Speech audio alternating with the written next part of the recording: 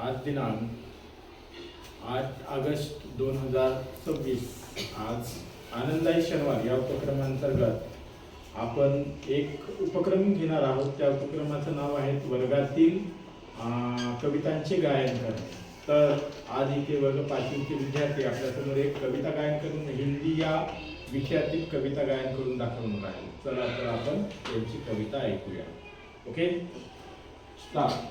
रिम झिम गाती बूंदे, धरती पर है आती बूंदे, खेतों बागों मैदानों में हरियाली फैलाती बूंदे, धरती से नालों नदियों में सागर में मिल जाती बूंदे, गर्मी से तपते लोगों को शीतलता पहुंचाती बूंदे, मेंढक मोर पपी है कोयल सबका मन हर्षाती बूंदे, उर्वाही के रथ पर चढ़कर इठलाती मुस्काती बूंदे, रिम झिम आती बूंदे, धरती पर है आती बूंदे।